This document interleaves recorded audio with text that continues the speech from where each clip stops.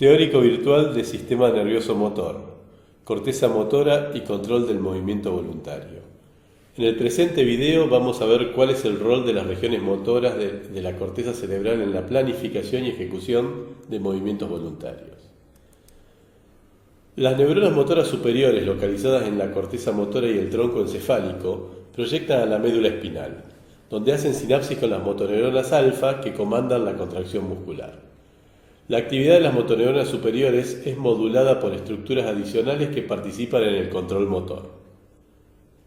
Una de ellas es el cerebelo, que recibe información propioceptiva de los músculos y las articulaciones desde la médula espinal.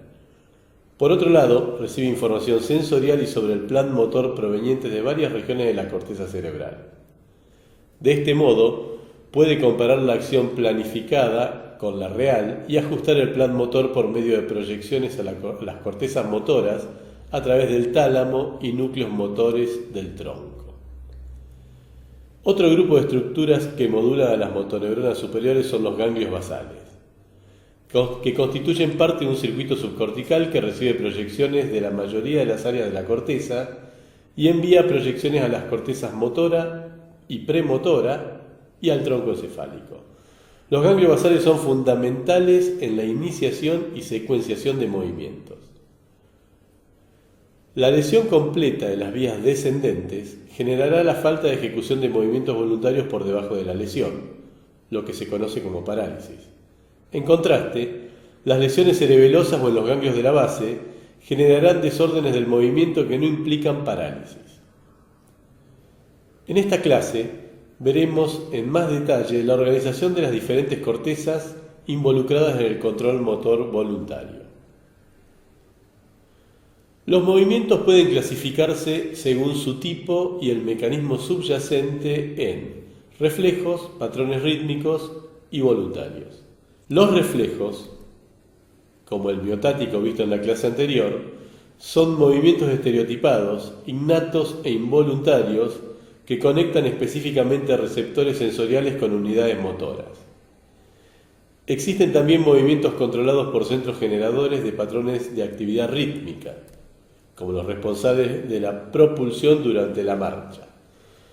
Estos movimientos también son involuntarios, sin embargo, es importante tener en cuenta que tanto el inicio como el final de la marcha dependen del control voluntario. Por último, tenemos a los movimientos voluntarios. Los movimientos voluntarios tienen tres características principales. Son intencionales, esto quiere decir que tienen un propósito, pueden estar evocados internamente, ejemplo, para satisfacer una necesidad o externamente en respuesta a un comando del entorno. Además, su ejecución mejora con la práctica. El aprendizaje a lo largo del desarrollo y con la práctica es un factor esencial en el perfeccionamiento y automatización de este tipo de movimientos. Aunque los movimientos voluntarios son intencionales, la mayoría se lleva a cabo fuera del foco de la conciencia. Los primates dependen fundamentalmente de la visión para realizar movimientos voluntarios. La información visual que arriba a la corteza primaria se utiliza para dos fines: para la percepción y para la acción. La información visual necesaria para el reconocimiento de los objetos rostros de nuestro entorno es procesada por una vía ventral que recorre el lóbulo temporal y depende de la conciencia. Sin embargo, la información visual necesaria para actuar sobre estos estímulos es procesada por una vía dorsal que asciende hacia la corteza parietal posterior y prescinde del procesamiento consciente. Tomemos el caso de un movimiento que realizamos cotidianamente para tomar una taza. Aunque este movimiento altamente automatizado se realiza con precisión, no requiere de supervisión consciente. La realización del movimiento que estamos viendo, aunque sencillo para un adulto, involucra la actividad no solo de la corteza motora primaria, sino de varias cortezas asociadas. Todas estas cortezas son necesarias para la correcta ejecución de movimientos voluntarios complejos. Veamos las etapas de procesamiento necesarias para tomar la taza.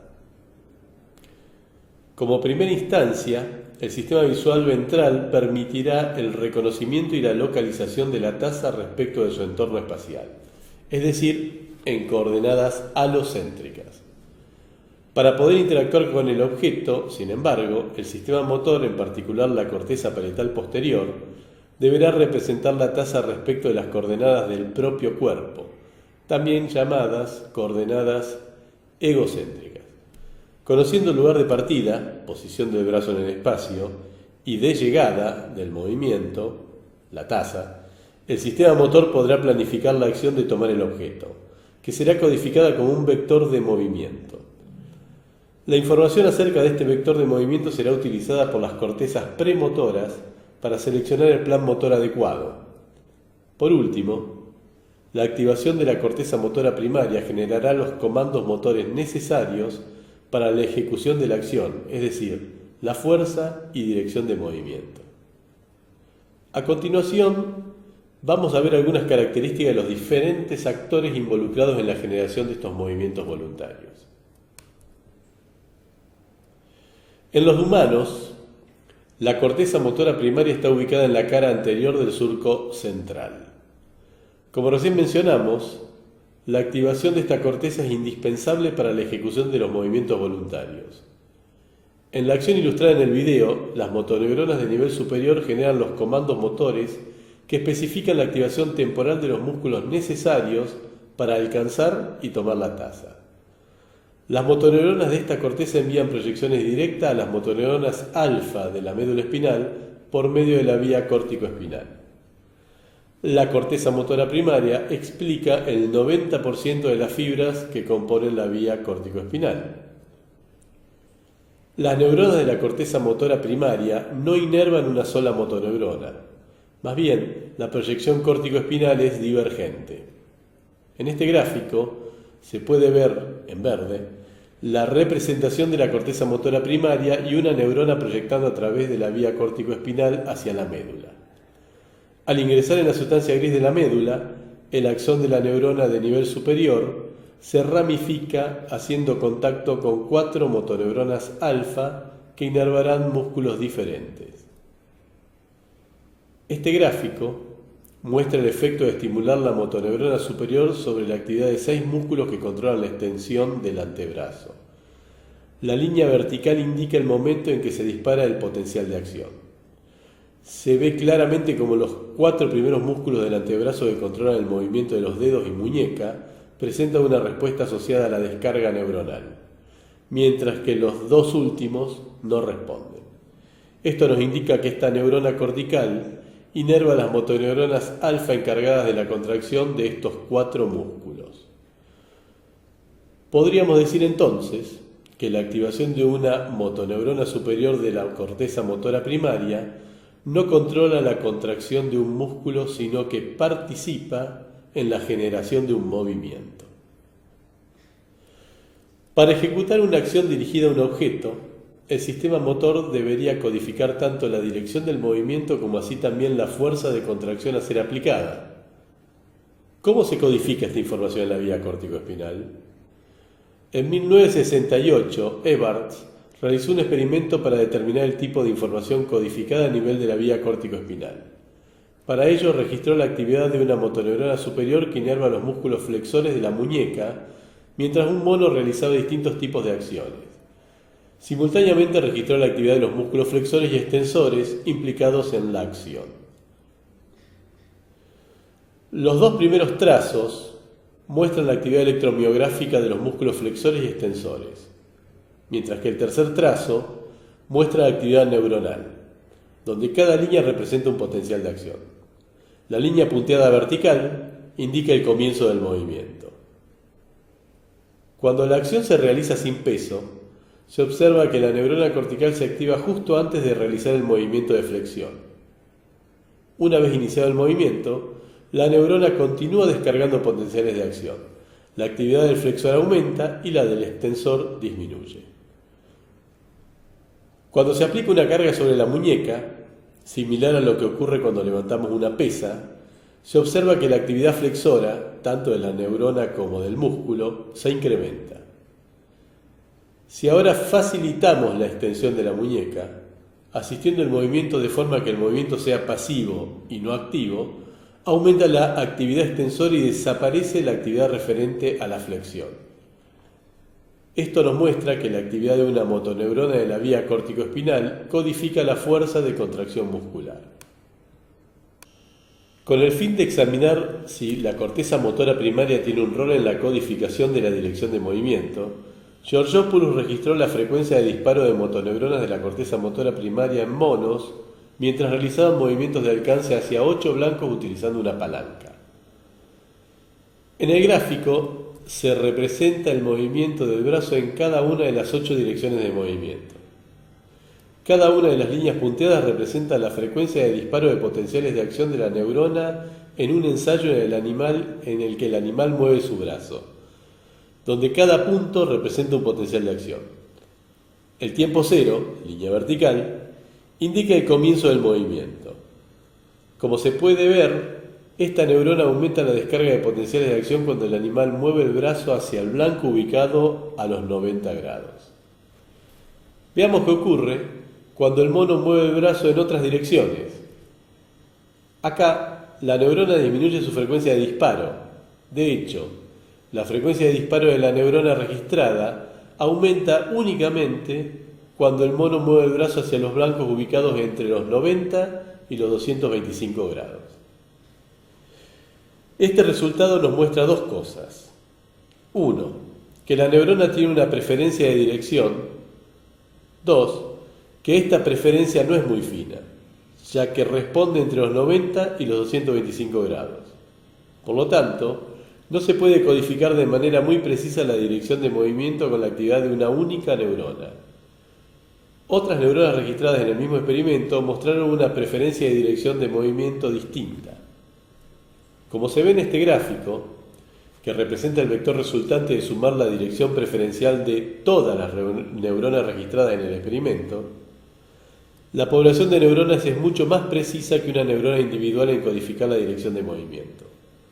Por lo tanto, los experimentos de Evarts y Georgopoulos sugieren que las neuronas de la corteza motora primaria codifican fuerza a nivel individual y dirección a nivel poblacional. Alrededor de los 50, Wilder Penfield, junto a sus colegas Jasper y Rasmussen, implementaron una técnica quirúrgica para tratar cuadros epilépticos graves e inhabilitantes que no respondían a la medicación. El método consistía en remover unilateralmente el foco epiléptico del área cerebral afectada.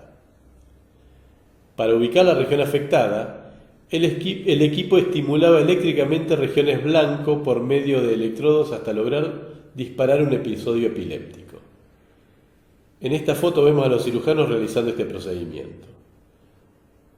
Los números que aparecen en el detalle del cerebro indican los sitios de estimulación en este paciente. Durante este proceso los investigadores mapearon la corteza motora y somatosensorial a partir de la respuesta motora evocada. La información obtenida le permitió elucidar la organización funcional de la corteza motora primaria. La topografía resultante fue sintetizada en lo que conocemos hoy como el homúnculo motor, en el que el tamaño de representación de cada efector refleja su densidad de inervación por parte de la vía córtico-espinal. Como se puede ver claramente, hay regiones que están más representadas que otras. En humanos, la boca, el rostro, la lengua y los dedos de la mano están altamente representados. Se cree que esto refleja el uso experto del control fino que se manifiesta en la manipulación de objetos y herramientas, la expresión facial y el lenguaje. Sin embargo, el homúnculo es una simplificación que no muestra lo que realmente obtuvo Penfield en sus mediciones. Este es un detalle de la corteza motora que se extiende a lo largo del surco central. Estos datos fueron recopilados por Penfield en más de 100 pacientes. Cada color representa un área cortical donde la estimulación eléctrica evocó una respuesta motora. Aquí se puede ver claramente que las representaciones de los efectores se encuentran en partes superpuestas. Retomando la idea del homúnculo, se ve en este gráfico que el mapa corporal representado en la corteza motora no está segregado. el mapa muestra más bien una gran superposición de las diferentes áreas representadas. Esta organización topográfica con superposición y cercanía entre las representaciones de distintos efectores favorecería la ejecución de acciones por medio de la activación sinérgica de varios efectores en lugar de su activación independiente. La organización topográfica de la corteza motora primaria que acabamos de ver no es estática, sino dinámica. Es decir, gracias a la plasticidad que presentan los circuitos corticales, las representaciones pueden cambiar con el aprendizaje o a partir de una lesión, como la inducida por un ACV. En este experimento el animal es entrenado en una tarea de precisión manual que requiere el movimiento coordinado de su pata delantera, en la que tiene que alcanzar comida a través de una hendidura. Aquí vemos un esquema de la organización topográfica de la corteza motora. Centremos nuestra atención en el área amarilla, correspondiente a la representación de los dedos, la muñeca y el brazo. Lo que se puede observar es que a medida que se intensifica el entrenamiento, la representación motora de estas áreas a nivel de la corteza motora aumenta de tamaño. Hasta acá vimos el rol de la corteza motora primaria en la ejecución del movimiento. La ejecución de una acción voluntaria requiere de la selección previa del plan motor adecuado. Es en esta fase de preparación donde la corteza premotora cumple su rol. En esta sección veremos la función de dos subdivisiones principales de esta corteza: la corteza premotora dorsal y la corteza suplementaria. Veamos cómo la actividad de la corteza premotora dorsal se relaciona con la preparación de un movimiento. Este fue un experimento realizado por Weiss, en el que se puso de manifiesto cómo la actividad de esta corteza está relacionada con la preparación de un movimiento voluntario. En este experimento, un mono se encuentra frente a un panel que presenta dos botones, uno del lado de la derecha, aquí coloreado en rojo, y otro del lado izquierdo, en este caso coloreado en verde. Detrás de cada botón hay una luz, que al encenderse indica el botón a ser presionado. La tarea consistió en presionar el botón indicado al momento de la aparición de una señal sonora. De esta manera, pudo registrarse la actividad de las neuronas en la corteza premotora dorsal durante el periodo previo a la ejecución del movimiento. Se utilizaron 3 intervalos diferentes entre el encendido de la luz y la aparición del sonido. Aquí vemos el registro de la actividad de una neurona de corteza premotora dorsal durante múltiples ensayos en los que el animal repitió la misma tarea. En este caso se muestran todos los ensayos en los que se encendió la luz de la derecha. El gráfico nos muestra para cada ensayo el número de potenciales de acción de una neurona única disparados en función del tiempo. La línea vertical, señalada por la flecha, indica la aparición del sonido, habilitando la ejecución del movimiento. Se ve claramente que esta neurona descarga potenciales de acción previo a la realización del movimiento y cesa de descargar una vez que éste comienza. Como puede verse para los distintos intervalos, esta respuesta es independiente del tiempo que transcurre entre que se enciende la luz y comienza el movimiento. En este panel se muestra la respuesta neuronal ante el encendido de la luz izquierda. El animal realiza la tarea de forma correcta, es decir, toca el botón de la izquierda luego del sonido. Sin embargo, esta neurona no responde durante estos ensayos. Finalmente, en el tercer panel, vemos ensayos en los que se enciende la luz de la izquierda seguida de la derecha. La neurona solo descarga luego de que se encienda la luz de la derecha. Podemos concluir de este experimento que la actividad de esta neurona está asociada a la selección del plan motor necesario para presionar el botón de la derecha. Esto nos muestra cómo la corteza premotora dorsal está involucrada en la preparación de una acción. En el caso del video de la taza, la corteza premotora estaría seleccionando los planes motores necesarios para alcanzar y tomar la taza. La actividad de la corteza motora suplementaria está asociada también a la preparación de movimiento. Sin embargo, a diferencia de la corteza premotora dorsal, esta participa solo en la selección de movimientos que integran una secuencia, como la formada por alcanzar, tomar y traer la taza hacia la boca. Ahora veremos un experimento que ilustra el rol de la corteza motora suplementaria. En este experimento, un mono es entrenado para realizar distintas secuencias de 3 movimientos: girar un botón, tirar y presionarlo mientras se registra la actividad de la corteza motora suplementaria. A continuación veremos 4 gráficos que muestran 4 secuencias diferentes en que se realizaron los 3 movimientos. Repasemos antes lo que se muestra en cada gráfico.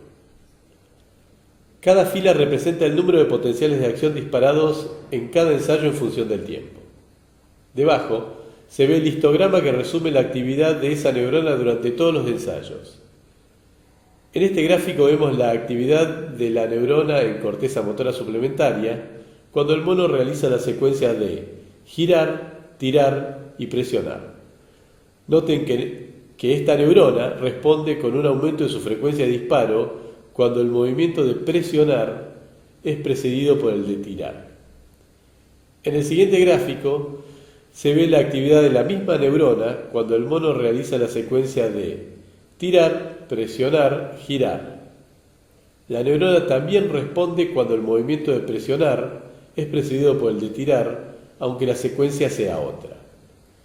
En contraste, en los próximos 2 gráficos veremos que la neurona no responde antes de la acción de presionar, porque en esta secuencia esta está precedida por la de tirar. Podemos decir entonces que esta neurona codifica la preparación de un movimiento en una parte específica de una secuencia y no simplemente la preparación para ese movimiento. Por último, veremos el rol que cumple la corteza parietal posterior en el control motor voluntario. Esta corteza recibe información de distintas modalidades sensoriales e información motora desde la corteza premotora. Se cree que tiene un rol fundamental en las acciones que involucran actuar sobre el entorno. El rol de la corteza parietal posterior está principalmente ligado al procesamiento de las transformaciones sensorio-motoras necesarias para convertir información sensorial acerca del blanco, en nuestro ejemplo la taza, en los comandos motores necesarios para actuar sobre ella.